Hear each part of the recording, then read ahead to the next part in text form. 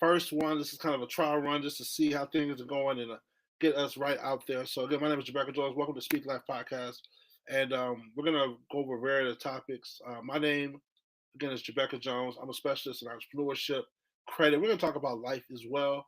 But the whole goal of this podcast, if you see so many other podcasts out there, and a lot of them, they're negative. There's a lot of information out there as well, and so my whole goal is just to carve a space out there for those of you out there who want to hear about uh, how to grow in your business, how to get us to understand the positive and the power of credit, and also have a little bit of fun in the process. So we're going to get right into today's podcast as far as the topic that we're going to talk about here.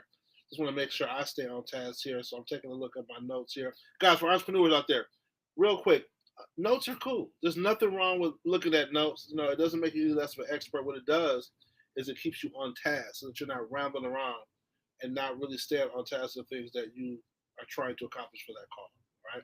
So this is a tip for some of you out there who want to be perfect. You don't got to be perfect. You just got to do it. Being perfect, that's an anomaly, right?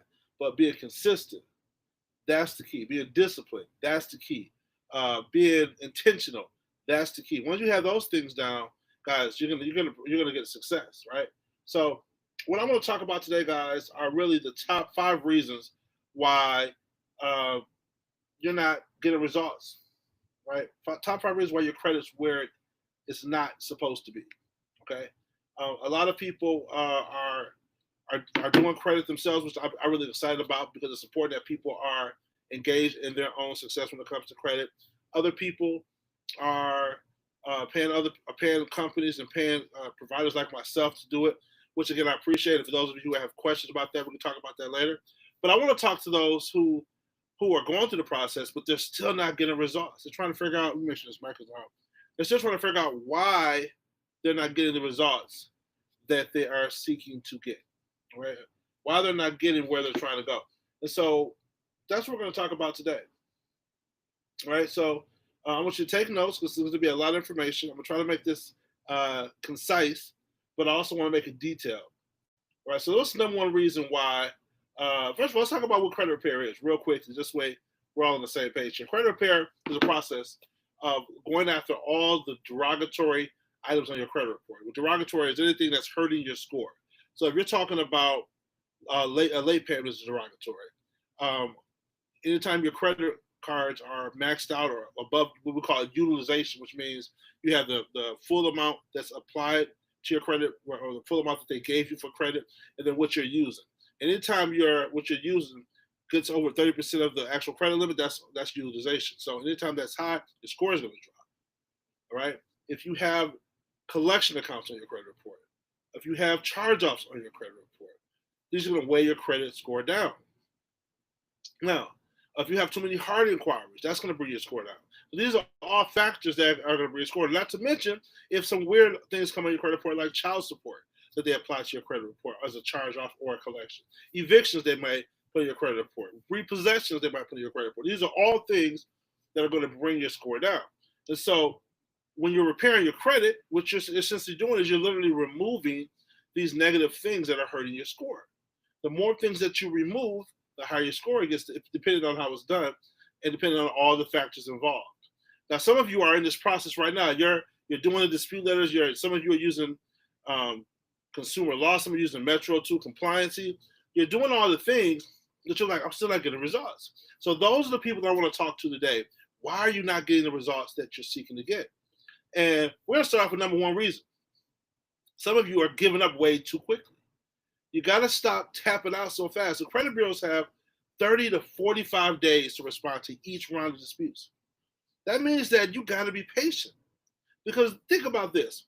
If they're partnered with billion-dollar companies to report information, and they're getting paid to report information, do they have a vested interest in helping you? And the answer is absolutely not, right? And so you have to be willing to fight the long fight. Everything's not a 7-day fix or a 4-day fix. And although those are out there, guys, those are not the norms, right? Those are I call them the clickbaits almost, right? Yes, there are out there. There are systems that work. There are 7-day, they call them sweeps, right? A 4-day, all that stuff. But guys, ultimately the credit bureaus have 30 to 45 days to respond. So you need to get prepared to wait, number one. And then even after the first response, that doesn't mean that you're going to get great results. So the first reason is that you're just impatient. If you sent the disputes out, right, and you did everything the right way, your dispute letter is showing the derogatory item, is showing some formulation of the account number. You have your reason why you requesting this to be deleted. You're leveraging FCRA or consumer law. If you're doing all these things the right way, you have to give them 30 to 45 days. Period. Okay? That's number one reason why people are just impatient. Number two reason is once they respond, what are you doing next? So, for example, if you get a response via email or via through the mail that says this item was verified, what are you doing after that? A lot of you guys are tapping out, but some of you are sending the same dispute letter again. And in times past, and even to this day, does that process work? Sometimes it does. But is it something that I would recommend doing? No. Right? I would recommend identifying what was the reason that they verified. If they say they don't have a reason, maybe I would request that reason. But if you don't want to do that, what I would simply do is I would send maybe the same dispute letter, most of it, but I would add a variation to that. What do I mean by that? Sometimes you can add something like, this is my second attempt, and I requested for you to remove this item per section 1681 C or B, and you have violated my rights, and this is my second attempt. If I have to do a third attempt, these are the repercussions. So what you're doing is you're creating a timeline. You're letting them know, hey, I'm paying attention, right? And I see what you're doing. But when you just send the same letter, they're like, okay, yeah, this guy's a novice. They're just going to send the same letter over and over and over again. They're not even acknowledging that this is the exact same one. And so that's when they start sending letters out like, I think that you're being, I think that someone's doing this for you, or, if you have questions, send us verification letters. These are all stall tactics that the credit bureaus use. Right? If you ever done credit repair, you probably got a stall letter from TransUnion or Experian saying, hey, we need, even though you already sent the ID, you already sent the most recent pay stub or most recent address verification, and you don't know the thing, they're still asking for the same stuff. And you're saying, why are they asking me for that? I literally just sent that to you. It's because they're stalling you out. But most likely, they're trying to detour you. So, and again, the number one reason why is being impatient. Number two, sometimes after the first round, you're sending the wrong type of dispute letter next. Okay? That's number two. Number three reason, you got to be able to identify what are the items that you should be disputing in the first place. Right? So, some people dispute just a certain amount of things, right? So, for example, if you have 17 hard inquiries, 4 collection accounts, 3 charge-offs, right? They're saying, okay, well, how much is this one? How much is that one? And they're disputing the biggest amount first, right? Some people are going after the smaller amounts first. But I want to encourage you to go after everything at the same time. You have a higher probability of things getting removed if you dispute everything at one time. So what do? I suggest go after the hard inquiries, the late payments, as well as all collections, all charge-offs on one dispute letter. Now, if you're talking about disputing or disputing the addresses and things like that, maybe do that in a separate letter. But all of the derogatories that's bringing your score down, do that in one letter and do it every single time. Keep track of the results that you're getting so that you know on the next round of disputes what you should be disputing. Some of you are not even referencing what was removed, and you're sending another dispute letter showing the stuff that you disputed last time that already got deleted. This is what I mean by you have to pay attention, okay? Pay attention to what results you're getting. Look at what came off, and then create your next dispute letter. Again, if you do these things, you're going to increase the probability of getting things removed. Fourth thing you're not doing, and this is I put an asterisk here because right now in 2025, the CFPB is being under attack right now. So I don't even know if it's going to be here, but if it's available, you leverage the CFPB, the Consumer Financial Protection Bureau. This is an asset that if you're not leveraging it, you're losing, right? When you want to upload your disputes to the CFPB for all 3 credit bureaus, and what's going to happen is that they're going to then forward that over to the credit bureaus, and they're going to say, hey, listen, we got this complaint. Why aren't you doing what you're supposed to be doing? This immensely increases the effectiveness of your dispute letters, right? But guess what? Even if they're not available for some reason, you still can go to the FTC, right? You still can go to the BBB, and file with them as well. Is it a lengthy process? Yes, it is. Is it tedious? Yes, it is. But guess what? You're just increasing the odds of getting better results. You want to leverage other third-party consumer protection bureaus to attack the credit bureaus and make sure they're doing what they're supposed to do. Make no mistake about it, 79% of credit bureaus, 79% of credit reports rather, have errors. 79%. And so the credit bureaus are known for not doing what they're supposed to do. This is why Congress created the Fair Credit Reporting Act, because they know that the consumers are the ones that are paying the bill. You might think, well, I have that repo. That credit card bill is mine. What do you mean that they're doing something wrong? They're just doing their job. No, it's not necessarily the debt that you have. It's how they're reporting the debt. If they're reporting the debt inaccurate, and you might not even see the inaccuracy, but it's there, they're violating the law. And so a credit repair is forcing them to report information properly.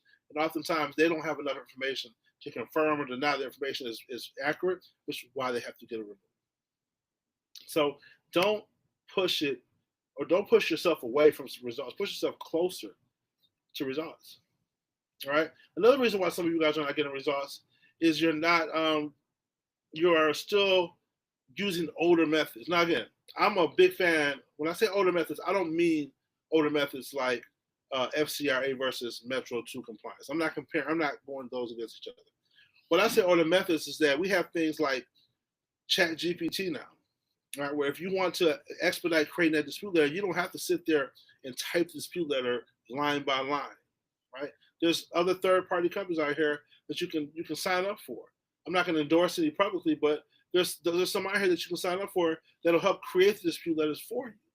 Yeah, you have to pay a fee and a monthly fee, but it shortens the time frame of you having to sit here and type the dispute letters up, looking at the credit report, typing dispute letters up, just putting too much time into this.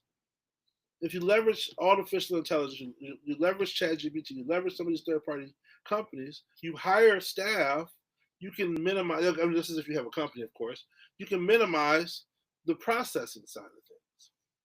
And if you own a company, again, what are we doing here, right? You should have some type of system in place that allows you to be able to get these dispute letters done relatively short period of time, multiple ones, in a very short period of time. That way you can track the results and you can get your clients the best results. All right. So guys, credit repair is not one of those things that you need to, that's never going to go away, right? As long as we have credit, we're going to have credit repair. And the better and the more efficient that you understand how it works, the more information that you get on it, and then standing in the loop of it, you have a high probability of being successful, not only as a proprietor of it, right, whether you're offering it to other people, or if you are doing it for yourself. It's important that you just stay in the loop. You don't have to be an expert in everything, but just stay in the loop so that you understand what is going on. And one of the things that you can do really is just looking at your credit report every single day. So many people don't even just pick up their phone and just look at what's going on. I don't care what you use. Credit Karma, Smart Credit, Identity IQ, ScoreSense, I don't care what you use. My favorite is Smart Credit. But whatever you're doing, look at your credit. I do it daily, but at least 2 or 3 times a week. That way you can see what's going on. You can get on top of it when you see something that's not where it's supposed to be. So stay on top of your credit at all costs. All right, we're already in February. We got 10 more months left. Where's your credit at? Where are you going to be this time next year? Where are you going to be in 6 months? Where do you want to be in 6 months? And are you doing everything possible to get there? These are the questions you got to ask yourself, because your credit's not going to fix itself. All right? It's just not. So some of you guys out there are thinking, well, I want to fix my credit, but what about bankruptcy? I'm thinking about going the bankruptcy route. And I want to tell you that going the bankruptcy route, guys, is only, in my personal opinion, it's only viable if you have a situation that is an emergency situation, right? So, for example, I have a client, we were doing great. We got some things removed off his credit report. His score was going up, but all of a sudden, out of nowhere, he gets hit with a garnishment. And the garnishment is for a lot of money, right? And so he had to go make the decision for himself that he's going to file bankruptcy just to stop the garnishment, because the amount of the garnishment was so huge. This is, we're talking about over $20,000, $30,000 this is going to happen for a very, very, very long period of time. He didn't want to wait that long. I understood, right? Now, if you have a garnishment just for $1,000, right, $1,500, just unfortunately, I'm gonna tell you before I ever file bankruptcy, I would just let it happen or pay it off and be done with it, right? Because that's not going to last very long. It's a short-term inconvenience, but that bankruptcy is a longer inconvenience because now you have a bankruptcy in your credit. If you're trying to buy a home, you can't do it for 2 years. You're still in a better position by using credit repair and just paying them off. Okay, that's the only time I advise you to do so because you don't have a choice. It's a garnishment. Okay, but a bankruptcy is more in an emergency situation. It's not for the average person. It's being pushed like a normal thing that everyone should do, and really, it's not. And I would just say use it for emergency purposes only, guys. All right. So that's all I got for you today. This is just the first episode. We're gonna have longer episodes. I'm bringing on guests, but I just wanted to at least get the first one done. And I don't think we have any questions. Let me just make sure. No, we don't have any questions right now. So that being said, guys, God bless. Be great. I'll see you on the next episode.